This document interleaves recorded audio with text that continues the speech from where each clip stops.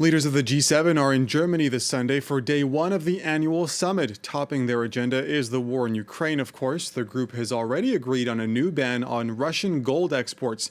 The commodity is a significant source of revenue for the country, and the goal here is to hurt Moscow's ability to fund its war in Ukraine. Here is U.S. President Joe Biden speaking a little earlier. We have to stay together, because Putin has been counting on from the beginning. And somehow NATO would and the G7 would splinter, but we haven't, and we're not going to. So we can't let this aggression take the form it has and get away with it. Well, France 24's Doug Herbert is in southern Germany covering the summit for us. He joins us now live from Greynow. Doug, leaders of the G7 went into the summit saying it would be all about solidarity with Ukraine. We just heard it there with Joe Biden saying we have to stay together, but it's easier said than done. It really is, and it's becoming a much tougher slog with each successive summit to keep up this show of Western unity, of solidarity, of cooperation with Ukraine, and also pushback against Russia. It's true, Biden has sort of cast himself throughout, ever since this invasion, as the rallier-in-chief when it comes to trying to push back hard against Russia.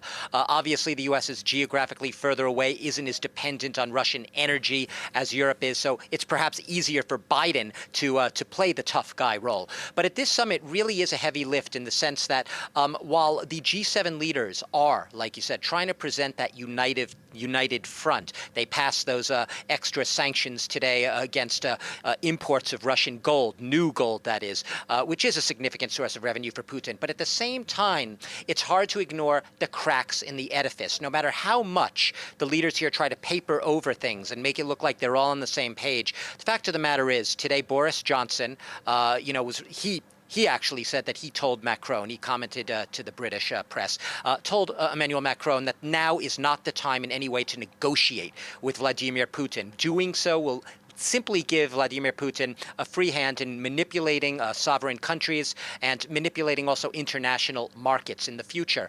So he was very clear with that. Now, the French presidency pushed back on that, basically, essentially denying that anything of the sort was said, and that the meeting was very congenial between Johnson and Macron, and they essentially, both want to show that united front. But the very fact that Boris Johnson is sort of going off team, and saying to his own people that he gave Macron a tough warning about not negotiating with Putin, it says a lot right now. We're having a case of the question being, how does the G7 present a united face at a time when the war is grinding on in Russia, when Putin is showing absolute disdain for whatever NATO or the G7 would do, or anyone in the West would do, continuing a barrage of missile strikes across Ukraine over the weekend, speaking of sending nuclear-capable missiles to Ukraine's neighbor Belarus, showing that he couldn't care less, really, what the G7 and NATO and the EU are doing in their corners, that he essentially thinks it's all going to fall apart. So it's very hard to keep up the united front. Putin basically is laughing all the way to the bank, literally, because oil prices are higher than ever. He's still raking in a lot of money, and it's very hard for Biden to try to keep everyone in line there and keep sending that strong message and pushback against Russia.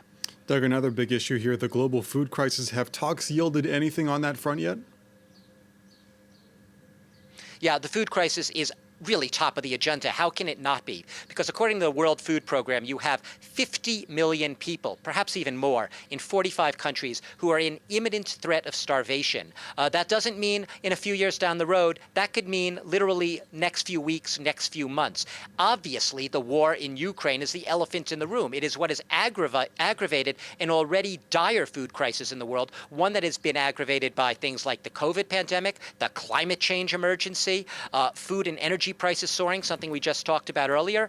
And basically what the World Food Program is saying is that this year, 2022, is going to bring record food insecurity. Insecurity is simply a euphemism in sort of international organizations' jargon for insecurity, for famine, for starvation. They have to act now. It's a very, very tough thing to do when you have Ukraine's ports blockaded with tens of millions of tons of grain sitting there, unable to get out for now.